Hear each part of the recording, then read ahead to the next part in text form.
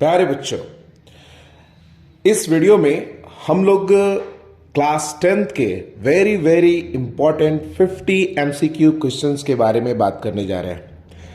बच्चों, मैं ये विश्वास दिलाता हूं कि अगर आप इस 50 एमसीक्यू क्वेश्चंस को आप कर लेते हैं तो इसमें से 12 आपके एमसीक्यू क्वेश्चंस एग्जाम में पूछे जाएंगे। इस वीडियो में चैप्टर 1 से लेकर चैप्टर 5 तक के एमसीक्यू क्वेश्चंस किए जा रहे हैं और इसके बाद वाले वीडियोस में हर चैप्टर वाइज अलग अलग एमसीक्यू वीडियोस हमने अपलोड कर रखा है। तो बच्चों, उम्मीद करते हैं कि आप भी पेन और कॉपी के साथ होंगे और कल आपकी परीक्षा है, तो आप मन लगाकर इस वीडियो को मेरे साथ प्रैक्टिस करते जाइए। चलिए, पहला नंबर है, वास्तविक संख्याओं से हम लोग बात कर रहे हैं। तो पहला नंबर क्वेश्चन है, निम्न में 140 अभाज्य गुणनखंडों के गुणनफल कौन है? तो बच्चों, ऐसे क्वेश्चन के लिए आपको क्या करना है कि 140 का फैक्टराइजेशन कर लेना है।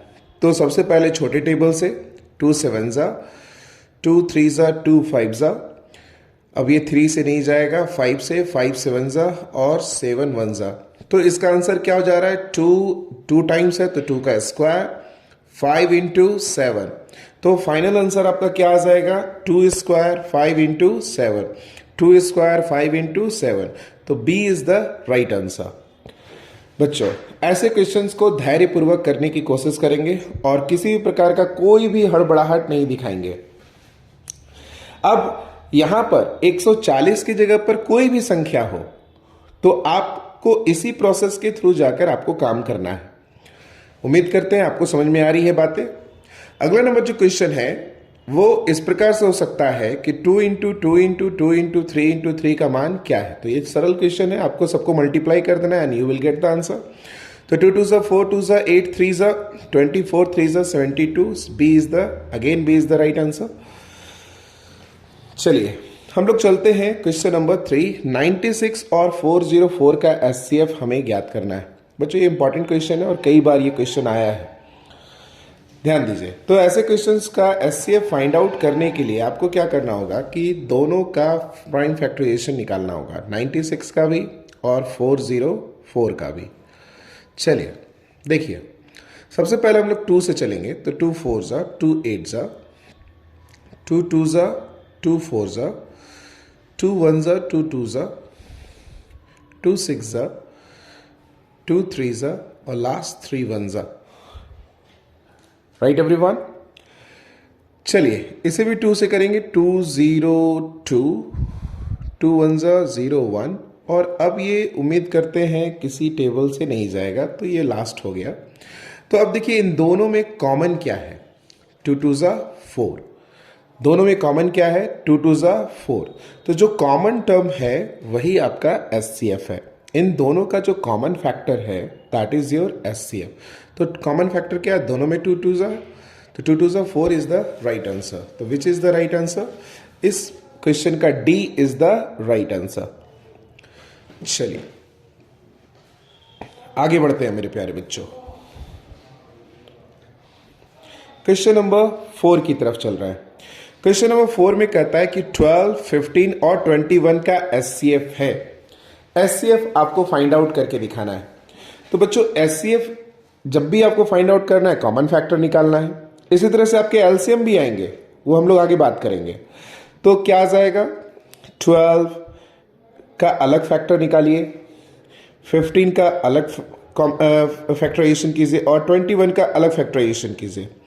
तो 2 से ये जाएगा 2 6 2 3 और 3 1। फिर यहां से ये 15 जो जाएगा वो 3 से जाएगा, 3 5 5 1 और ये भी जाएगा 3 से, 3 7 और 7 1। अब देखिए, इन सब में कॉमन क्या है? इन सब में केवल और केवल 3 कॉमन है। इन सब के फैक्टराइजेशन में केवल 3 एज अ कॉमन फैक्टर है। तो हाईएस्ट कॉमन फैक्टर क्या हो जाएगा? 12, 15 और 21 का 3। तो एचसीएफ आपका हो जाएगा 3। तो इसका सी इज द राइट आंसर। चलिए आते हैं क्वेश्चन नंबर 5 पे। बच्चों, उम्मीद कर रहे हैं कि आप भी पेन और कॉपी के साथ हैं। अगर आप सिर्फ केवल वीडियो देखते जाइएगा तो आपको बातें नहीं समझ में आएंगी। मेरे साथ वीडियो को पॉज कर करके लगातार आपको भी सॉल्व करना है, then you are able to get all that the solution. आते हैं क्वेश्चन नंबर 5 में। कहता है 8, 9, 25 का एलसीएम क्या होगा। तो सेम प्रोसेस बच्चों, 8, 9 और 25 देखने से ही लग रहा है कि इनमें कोई भी कॉमन फैक्टर सेम नहीं आने वाला है, फिर भी आपको अपनी तरफ से कोशिश करना है। 2 4 ज़ा, 2 2 ज़ा और 2 1 ज़ा, 3 3 ज़ा, 3 1 ज़ा और ये 5 से 5 5 ज़ा, 5 5 ज़ा, है ना। तो क्या देख रहे हो बच्चों कि इनके कॉमन फैक्टर में कोई भी ऐसा कॉमन फैक्टर नहीं है जो कॉमन है। तो ऐसे क्वेश्चन में क्या करना है कि 8 को 9 से और 9 को 25 से, तीनों को मल्टीप्लाई कर देना अगर कॉमन फैक्टर नहीं आ रहा है तो। यस, और एलसीएम इसका हम लोग कैसे फाइंड आउट करेंगे। तो आप क्या करना, अगर फैक्टर्स आ रहे हैं कॉमन तो आपको इसको ऐसे लेके चलना है 8, 9 और 25। तो ये तीनों के तीनों कौन से टेबल से डिवाइड हो रहे हैं, किसी टेबल से नहीं, केवल 1 से। तो इसका मतलब है कि 8, 9 और 25 तीनों आपस में क्या होंगे, मल्टीप्लाई होंगे, और मल्टीप्लाई करने के बाद जो आपका रिजल्ट आएगा दैट इज योर आंसर। तो 25 8 ज़ा आ जाएगा 200 एंड 200 9 ज़ा आ जाएगा 1800। तो 1800 इज दैट योर आंसर। तो B is the right answer.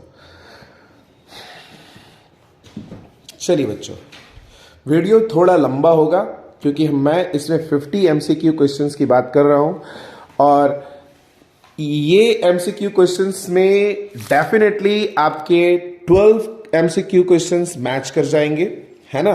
तो उम्मीद करते हैं कि आप लोग भी मेरे साथ प्रैक्टिस करते जा रहे हैं। क्वेश्चन नंबर 6, एचसीएफ दिया हुआ है और एलसीएम फाइंड आउट करना है। तो बच्चों आप लोगों को एक रूल्स पता होगा कि जो दिए गए नंबर्स होते हैं, अगर मान लो कि 2 नंबर है और एक नंबर ए है और दूसरा नंबर बी है, तो इन दोनों नंबर का जो प्रोडक्ट है वो एचसीएफ इंटू एलसीएम के इक्वल होगा। Yes everyone. तो चलिए यहां से देखिए, यहां 2 नंबर्स कौन कौन दिए गए हैं, 306 और 657, और इन दोनों का एचसीएफ दिया हुआ है 9। तो हम लोगों को क्या फाइंड आउट करना है, एलसीएम। तो ये 9 इधर मल्टीप्लाई में इधर आकर डिवाइड में आ जाएगा। तो चलिए कट कीजिए, तो क्या आ जाएगा, 9 3 ज़ा 27 और 9 4 ज़ा 9 3 ज़ा 27, 3 बचेगा, 3 और 6 36, तो 9 4 ज़ा 36। अब आप 34 को 6 5 7 से मल्टीप्लाई करेंगे, और मल्टीप्लाई करने के बाद जो आपका आंसर आएगा वही आपका क्या होगा, आंसर। उम्मीद करते हैं इतना काम तो आप कर सकते हैं। आते हैं क्वेश्चन नंबर 7 पे। बच्चों इतना करके इसका राइट आंसर कौन होगा, आपको कमेंट बॉक्स में कमेंट करना है कि question number 6 right answer is ये A B C और D, इनमें से कोई एक। यदि फिर से सेम क्वेश्चन, यदि एचसीएफ, देखिए एचसीएफ दिया हुआ है A और 8 का कितना 4, और एलसीएम भी दिया हुआ है A और 8 का कितना 24। तो आपको A का वैल्यू क्या करना है, फाइंड आउट करना है। तभी क्या बताया मैंने, A इंटू बी, ये क्या है, 2 नंबर्स है, और इन 2 नंबर्स का जो प्रोडक्ट है वो एचसीएफ इंटू एलसीएम के इक्वल होगा। तो बच्चों यहाँ 2 नंबर्स कौन कौन है, A है और B की जगह कितना दिया हुआ है 8। Yes everyone. और एचसीएफ जो दिया हुआ है वो 4 इंटू 24। तो यहाँ पर 8 मल्टीप्लाई में उधर जाकर डिवाइड में, तो क्या आ जाएगा, A is equal to 4 into 24 by क्या 8, 8 3 ज़ा 24। तो A इज इक्वल टू क्या आ जाएगा, 4 3 ज़ा 12। तो this is your right answer.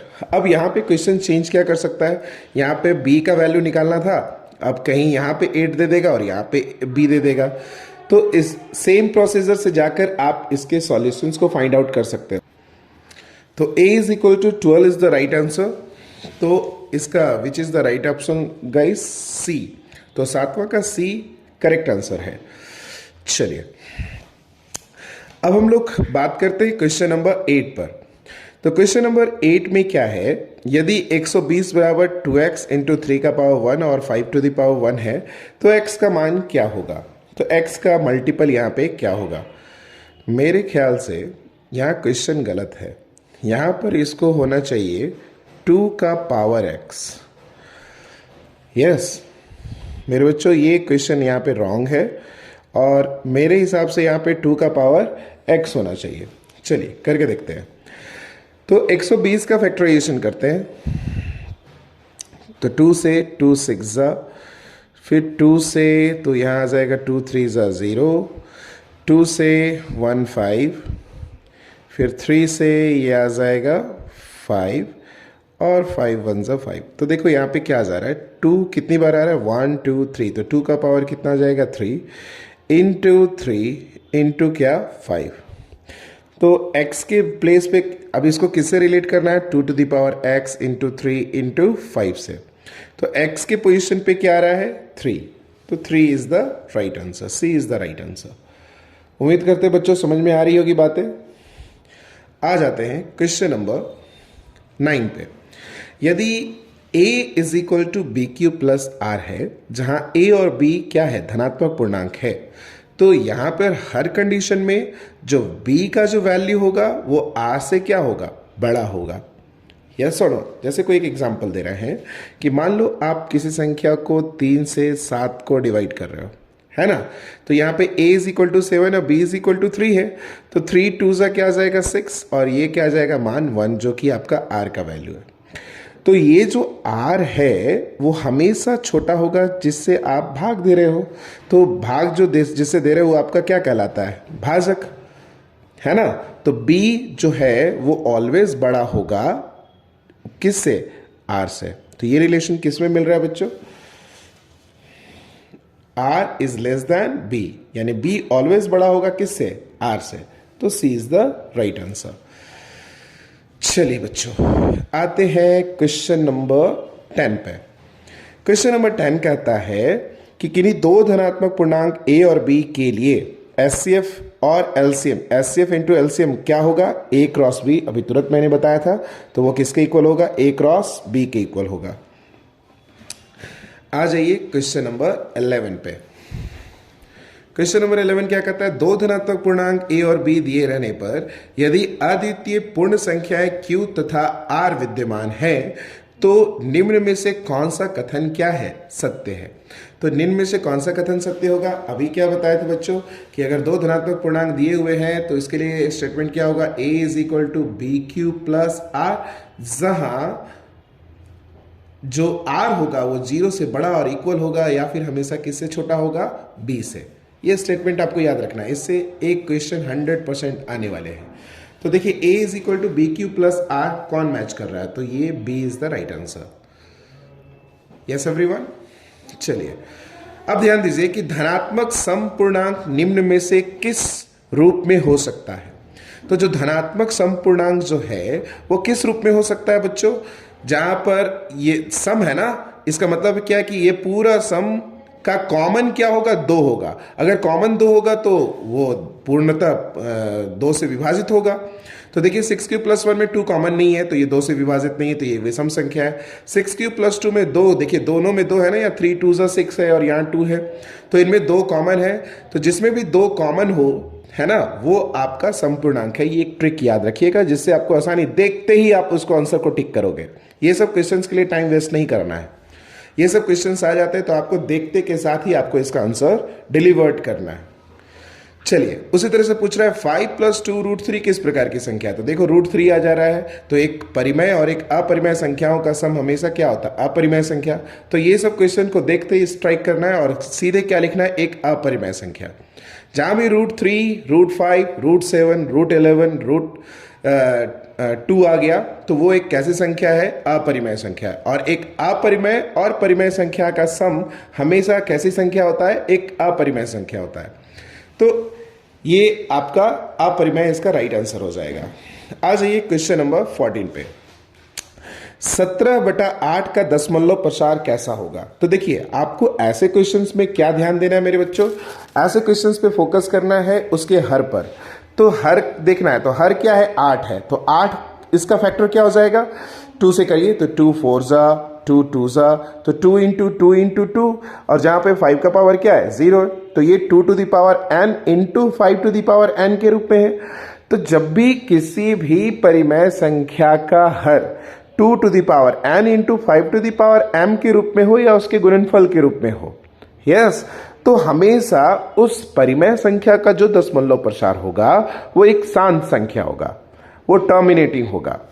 Yes मेरे प्यारे बच्चों, तो इसका आंसर क्या हो जाएगा, शांत। क्योंकि सब 2 to the power 3 के रूप में है और 5 का पावर क्या है 0, तो जहां n का वैल्यू क्या है 3 और m का वैल्यू क्या है 0। चलिए बच्चों, तो इसका आंसर क्या हो जाएगा, शांत हो जाएगा।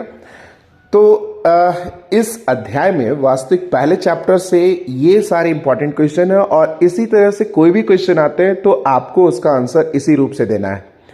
तो वीडियो लंबा हो जाएगा, इस वजह से मैं चैप्टर वाइज वीडियोस बना दे रहा हूं, है ना।